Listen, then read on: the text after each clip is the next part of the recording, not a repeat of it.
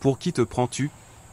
Dis encore un mot et je te jure que tu vas mourir ici, sale femme noire, hurla l'agente Karen en pointant son arme sur celle qui avait le pouvoir de détruire sa vie. Le racisme ne blesse pas seulement ceux qui le subissent, il empoisonne lentement ceux qui le pratiquent, les entraînant vers leur propre chute. Cette histoire ne parle pas seulement d'une victime. Elle raconte comment la haine, lorsqu'elle s'affiche, finit par consumer l'âme de celui qui la porte. Tout a commencé ce mardi après-midi. L'agente Karen Delany, son uniforme impeccablement repassé, serrait fermement le volant. Sur le siège passager, son partenaire débutant, Torres, parlait à peine. Il savait quand le silence était le meilleur choix et ce jour-là, Karen avait cette énergie. « Tu as vu cette femme noire » murmura Karen en hochant la tête à travers le pare-brise. « Regarde comme elle est habillée.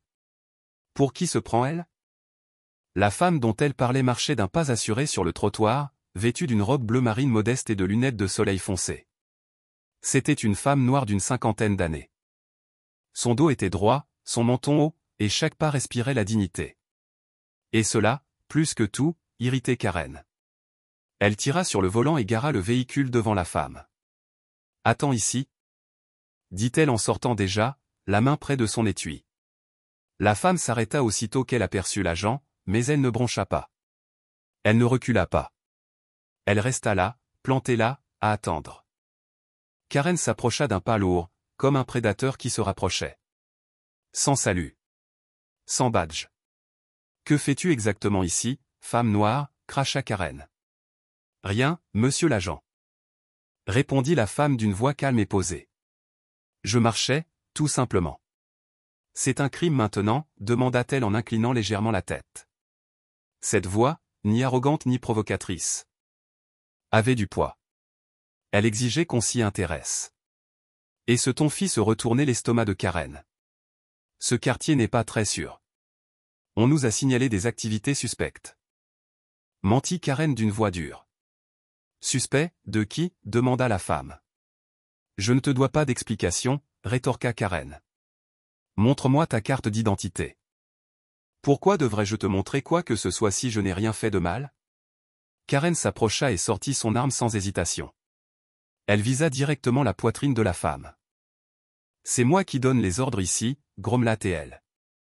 Et quand je te dis de me montrer ta carte d'identité, montre-la. Haut les mains. Maintenant. Depuis la voiture de patrouille. Torres ouvrit brusquement sa portière. Officier Delany, que faites-vous? Cria-t-il. Karen ne l'a pas entendu. Ses yeux se posèrent sur cette femme qui refusait toujours de détourner le regard. Toujours sans peur. Cela fit trembler Karen de rage. Dernière chance, siffla Karen entre ses dents serrées. Ses mains s'enroulèrent autour du pistolet, son doigt tremblant près de la gâchette. Mais son expression resta vive, froide comme la pierre. À genoux. Je t'ai dit, mets-toi à genoux, femme noire. Toujours avec ses lunettes de soleil, la femme ne répondit pas immédiatement. Elle regarda simplement Karen, comme si elle observait quelque chose de petit et de pathétique. Et cela n'a fait qu'alimenter la fureur de Karen. Quoi? Je dois le dire dans une langue que tu comprends? Hurla-t-elle. L'esclave n'obéit plus aux ordres, hein? Le canon était maintenant à quelques centimètres du visage de la femme. La femme s'accroupit lentement. Non pas par peur. Avec une maîtrise totale. Elle s'agenouilla comme si elle connaissait le rituel au non par soumission, mais par stratégie. Karen observait la scène avec un mélange de satisfaction et de ressentiment. Ce n'était pas l'obéissance qui lui plaisait, mais le défi qu'elle soulevait. Même à genoux. Cette femme ne semblait pas vaincue. Regarde-toi, ricana Karen. Tu es tellement fière. Tu te crois différente, hein? Mais tu es comme toutes ces esclaves couleur charbon. Encore une à remettre à sa place. La femme ne répondit pas. Elle ne donna rien à Karen. Karen serra les mâchoires. Quelque chose bouillonnait en elle. Son racisme n'était pas accidentel. Il était délibéré. Actif. Il nourrissait son insécurité, sa soif de contrôle, sa haine. Tu veux savoir pourquoi je t'ai arrêté, aboya Karen. Parce que les gens comme toi ne méritent pas de se promener comme s'ils étaient à leur place. Tu veux toujours te donner à fond, mais malheureusement pour toi, c'est moi qui commande ici. Toujours à genoux, la femme releva lentement la tête. Son expression changea. « Tu as fini » demanda-t-elle, calme comme toujours. Karen fronça les sourcils. Elle ne comprenait pas. Pourquoi ne pleurait-elle pas? Qu'elle suppliait? N'importe qui d'autre serait en train de sangloter par terre. Mais pas elle. Et ne pas avoir ce pouvoir, cela a mis Karen en colère. Non, idiot. Je ne fais que commencer, grogna-t-elle en approchant le canon du front de la femme. Dis encore un mot et je te jure que tu n'en diras plus. Baissez la tête. Fais-le. Tu te prends pour qui? Aboya Karen. Un médecin? Une députée?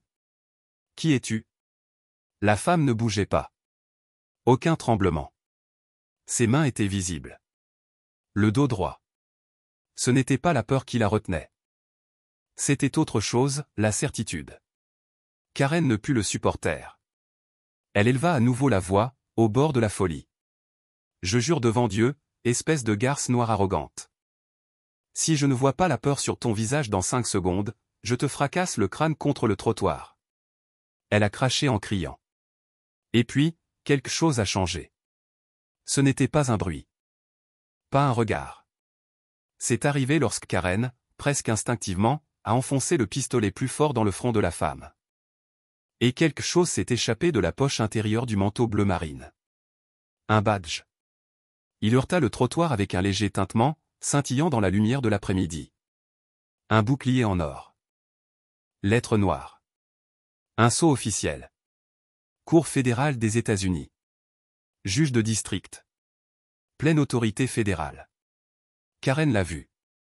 Il lui a fallu quelques secondes pour comprendre. Au début, elle pensait que c'était un faux. Mais ce n'était pas le cas.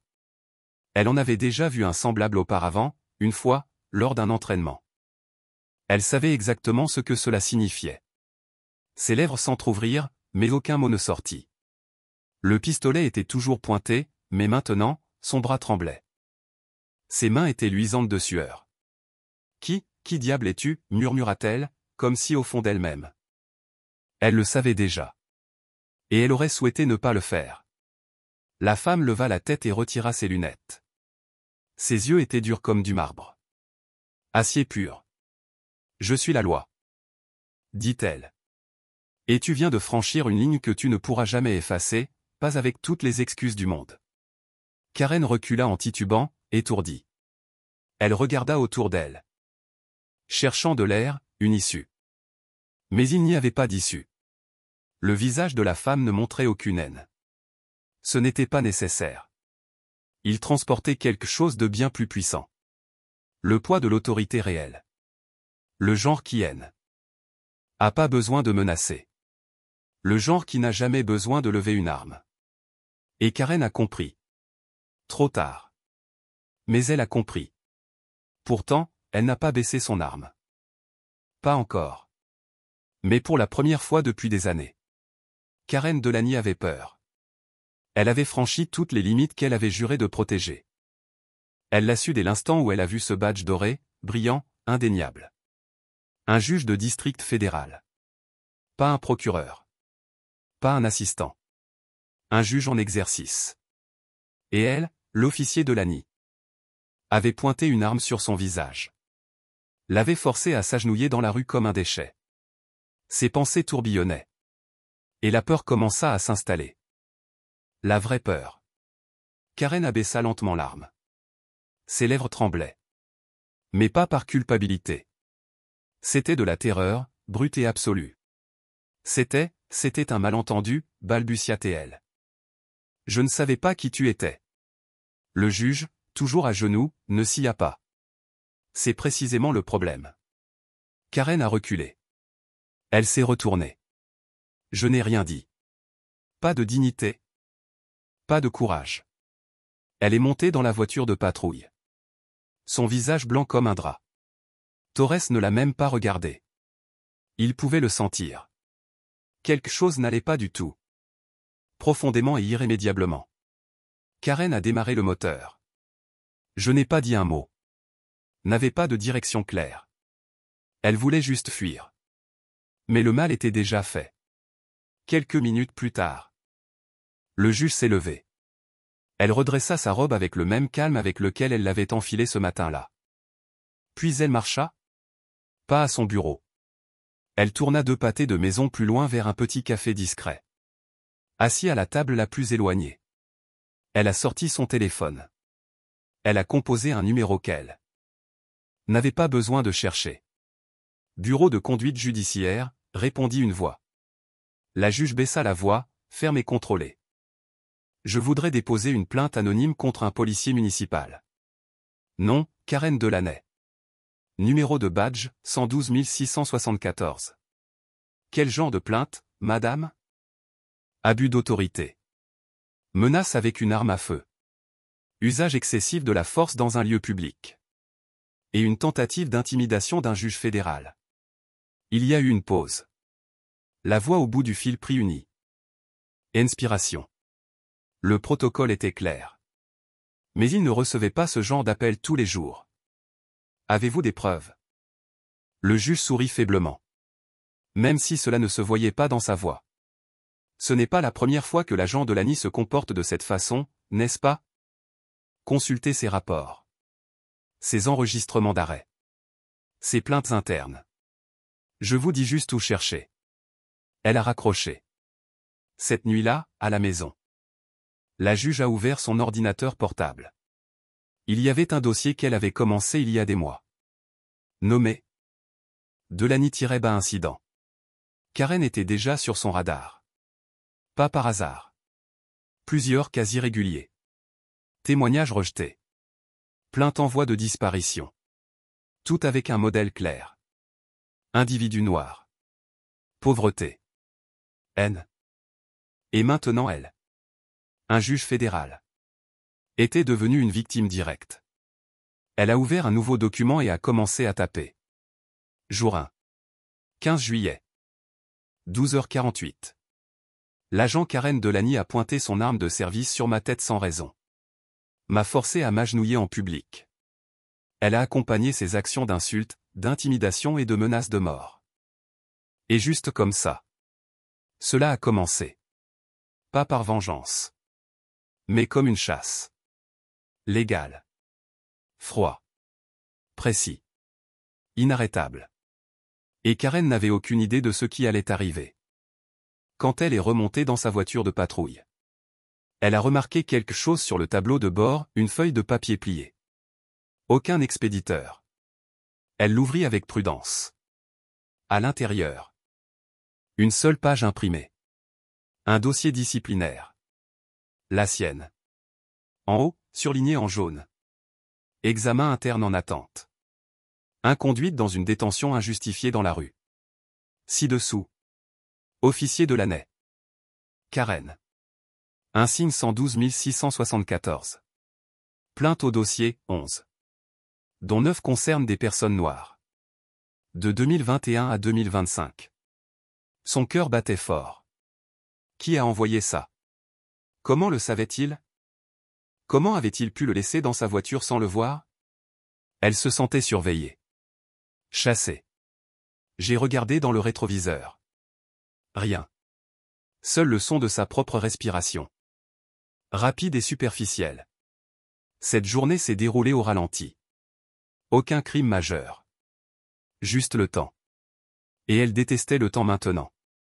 Parce que cela lui laissait de l'espace pour réfléchir. Et quand Karen pensait.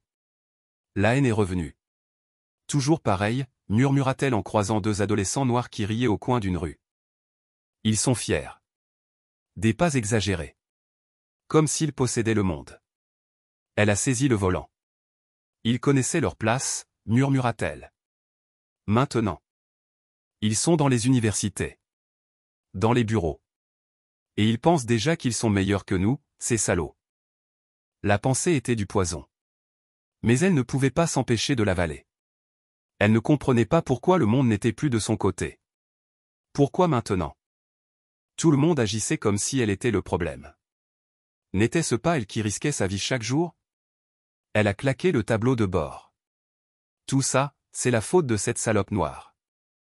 J'aurais dû la sortir quand j'en avais l'occasion. Jour 4. Une lettre dans son casier. Cette fois. Officielle. Les affaires internes ont demandé sa présence pour un examen de conduite. Il n'a pas dit pourquoi. Mais elle le savait déjà. Pour la première fois. Il n'avait même pas mentionné l'incident au juge. Pas encore, ce qui signifiait que ce n'était que le début. Karen plia la lettre. Ferma la porte du casier et resta debout à se regarder dans le miroir du vestiaire. Elle n'a pas reconnu la femme qui la regardait. Peau pâle, yeux injectés de sang. Sueur s'accumulant sur son front. Et tandis qu'elle regardait, elle pensa à la femme, la juge, agenouillée. « Je te déteste », murmura-t-elle entre ses dents serrées, un nœud se serrant dans sa gorge. « Je te déteste de toutes mes forces, femme noire dégoûtante. » Et le plus terrifiant était de savoir qu'elle ne pouvait pas arrêter de la détester. Le jour du procès. Dans la salle d'audience fédérale Cibé, une lumière blanche brillante s'est déversée directement sur le banc. Et elle était là, la juge, vêtue de noir, les mains jointes. Le regard froid ou le genre de froid qui sait qu'il détient le pouvoir. Il n'y avait aucune haine dans sa voix. Elle n'en avait pas besoin. Ce qu'elle détenait, c'était l'autorité et la justice. Ce tribunal est actuellement en session. Affaire numéro 21745, département de la justice des États-Unis contre l'agente Karen Delany. Karen était assise devant. À la table du défendeur. Costume formel bon marché, pas d'uniforme, pas de badge. Elle n'était plus officier Delany. Maintenant. Elle n'était plus que l'accusée. Et tout ce qu'elle avait construit au des années de carrière, du respect, l'illusion du pouvoir s'effondrait sous ses yeux. Le procureur fédéral s'est levé et a commencé. Nous sommes ici aujourd'hui pour une série d'actes honteux, abus d'autorité, discrimination systémique, recours à la violence. Tout cela est étayé par des enregistrements, des témoignages, des modèles et, surtout, par l'expérience directe d'un fonctionnaire judiciaire, le juge fédéral Loren Gene. Karen déglutit difficilement. Ce nom était un marteau. Jusqu'à présent, même si elle le savait déjà, elle ne l'avait pas entendu prononcer à voix haute dans ce contexte. Maintenant. Ça sonnait comme une phrase avant la phrase. Le procès a duré 3 jours.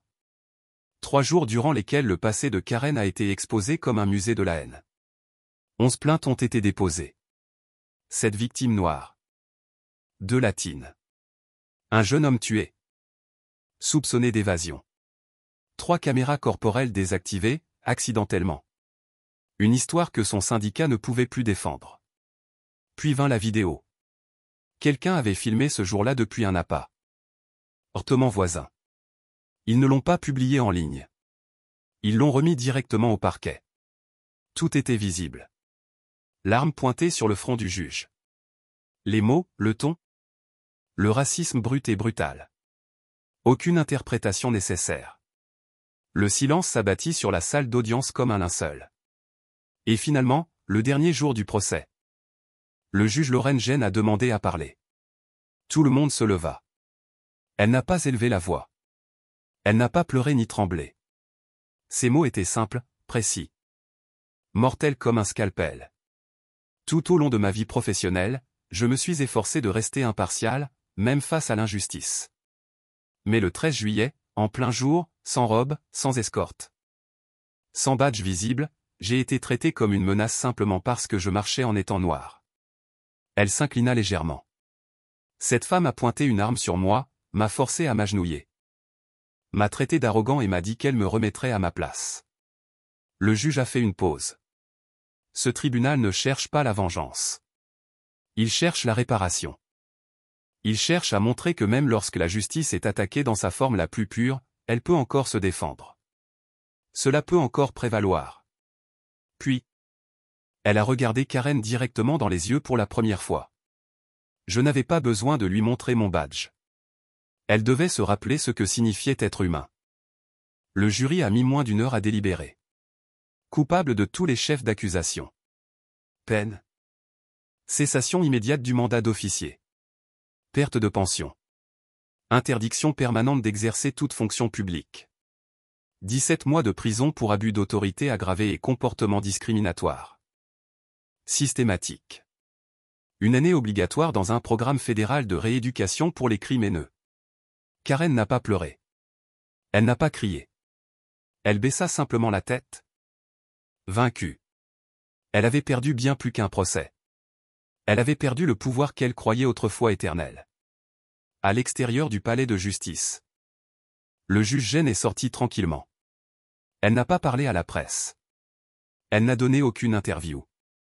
Elle est simplement montée dans sa voiture, a fermé la porte. Et, pour la première fois depuis des semaines, a fermé les yeux en paix. Pas pour se venger. Pas pour la gloire.